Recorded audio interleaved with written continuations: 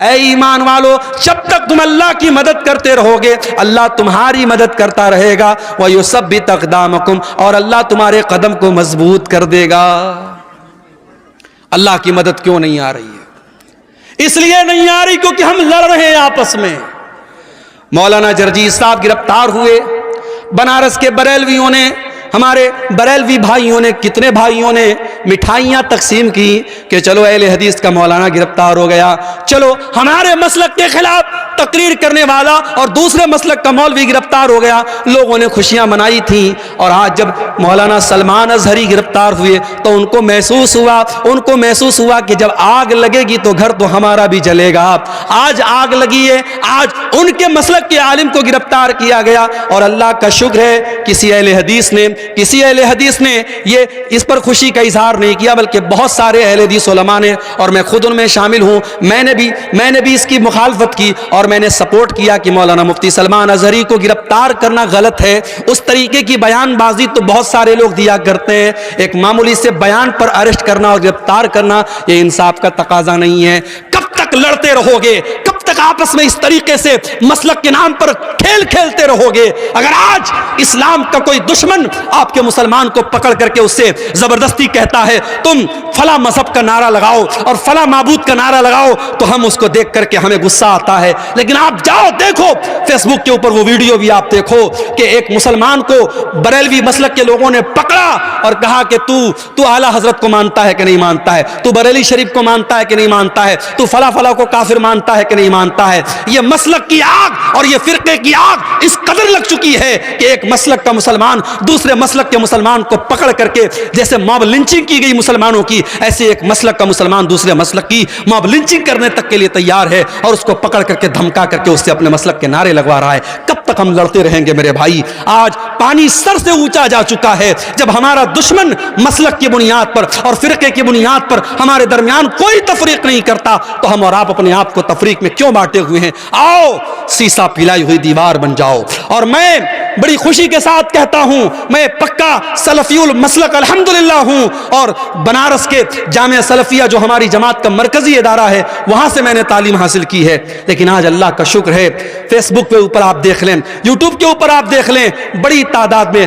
ہمارے بریلوی بھائی، ہمارے دیوبندی بھائی بھی میری تقریروں کو سنتے ہیں۔ اور یہی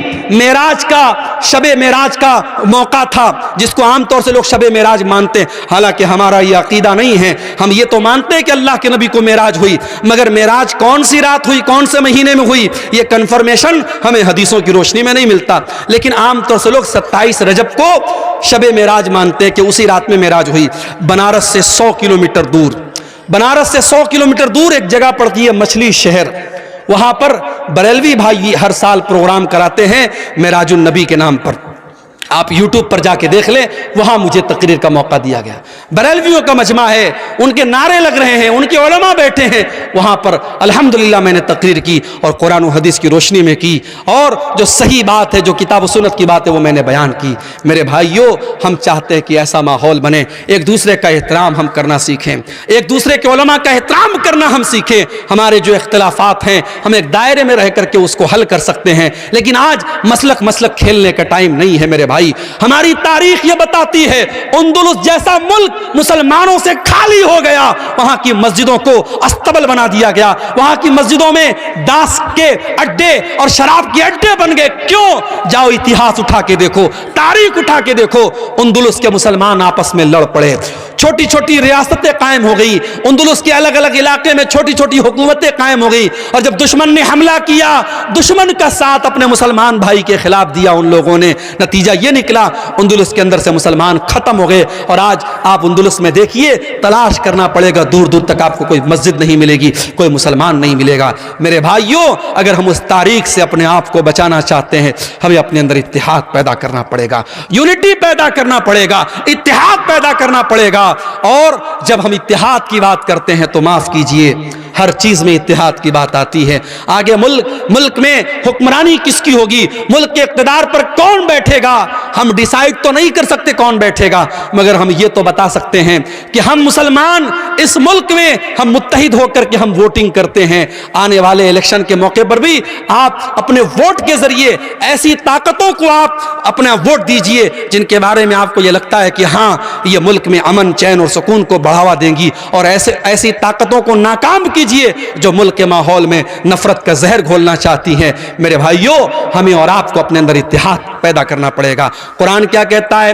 وَاعْتَصِمُوا بِحَبْلِ اللَّهِ جَمِيعًا, اے ایمان والو تم اللہ کی رسی کو مل کر کے تھام لو, وَلَا تَفَرَّقُوا, اور آپس میں تم فرقوں میں نہ بٹو, وَاذْكُرُوا نِعْمَتَ اللَّهِ عَلَيْكُمْ, اور اے ایمان والو تم اللہ کی نعمت کو یاد کرو, اِذْ كُنْتُمْ عَادًا, جب تم ایک دوسرے کے دشمن تھے, فَأَلَّفَ بَيْنَ قُلُوبِكُمْ, اللہ نے اپنے نبی کو بھیج کر کے تمہیں بھائی بھائی بنا دیا.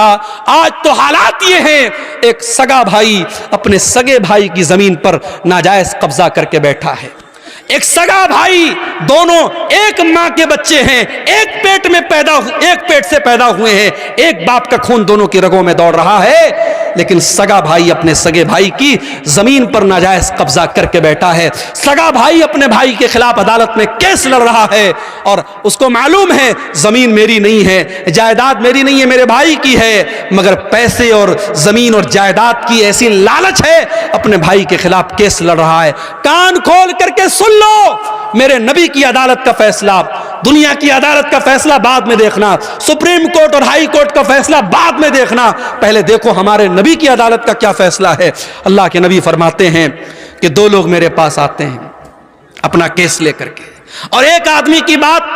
سن کر کے میں فیصلہ کر دیتا ہوں, کیونکہ میں انسان ہوں, مجھ سے بھی غلطی ہو سکتی ہے. ہو سکتا ہے ایک انسان چکنی چپڑی باتیں کرتا ہو, دوسرا انسان اپنی بات ڈھنگ سے پیش نہ کر پایا ہو. کان کھول کر کے سن لو. اللہ کے نبی فرماتے ہیں اگر میں نے فیصلہ غلط کر دیا,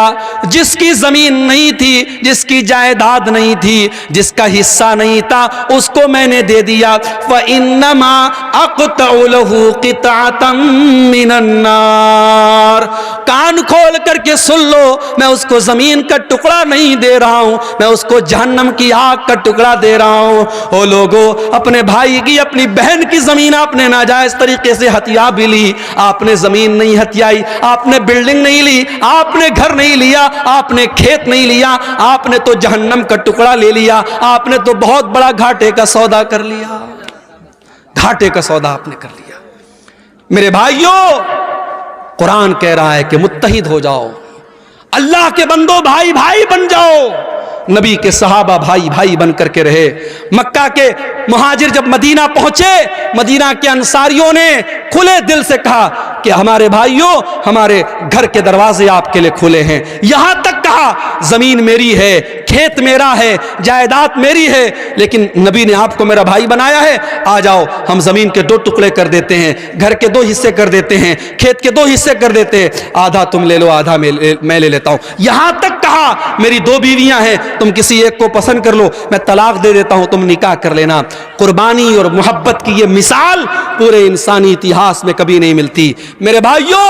ہم اور آپ اپنے گاؤں میں آرام سے سو رہے ہیں, ہم اپنے گھر میں بچوں کے ساتھ آرام سے سو رہے ہیں, وہاں فلسطین میں ڈیلی بمباری ہو رہی ہے اور چھوٹے چھوٹے بچے مارے جا رہے ہیں, اور یہ UN کی رپورٹ ہے, اقوام متحدہ کی رپورٹ ہے, اب تک لاکھوں بچے غزہ کے اندر مارے جا چکے ہیں, معصوم بچے مر رہے ہیں, اور ہمیں رات میں آرام سے نیند پر بستر پر نیند آ رہی ہے. نہیں میرے بھائی, مسلمان تو وہ ہوتا ہے چاہے فلسطین میں اس کا بھائی مر رہا ہو, چاہے دنیا کے کسی بھی کونے میں اس کا بھائی مر رہا ہو, اپنے بھائی کے مرنے پر اس کا دل دکھی ہو جائے, اس کے قوم کا کہیں بچہ مارا جائے, اس کو لگے میرا بچہ مر رہا ہے, کہ کہیں کسی عورت کی عزت لوٹے, اسے لگے میری بہن کی عزت لوٹ رہی ہے, کہیں کسی کا گھر گرے, اسے لگے میرا گھر گر رہا ہے. نبی اکرم صلی اللہ علیہ وسلم فرماتے ہیں کہ المؤمن للمؤمن کالبنیان یشد بعضه بعضا, مسلمان تو مسلمان کے لیے ایک عمارت کی طرح ہونا چاہیے, ایک بلڈنگ کی طرح ہونا چاہیے. جیسے ایک بلڈنگ جب تیار ہوتی ہے اس میں پلرز بھی کھڑے کیے جاتے ہیں, اس میں باقاعدہ سلیب بھی ڈالا جاتا ہے, اس میں سیمنٹ کا اپنا رول ہوتا ہے, اس میں چھڑ کا اپنا رول ہوتا ہے, اس میں سریا کا اپنا رول ہوتا ہے. جیسے ایک بلڈنگ تیار ہوتی ہے اور بلڈنگ کا ہر میٹیریل دوسرے میٹیریل کو طاقت دیتا ہے, مسلمان کو طاقت دینے والا بنے, مسلمان کا سپورٹر بنے, مسلمان کا ہمدرد بنے. اور ایک اور حدیث میں اللہ کے نبی فرماتے ہیں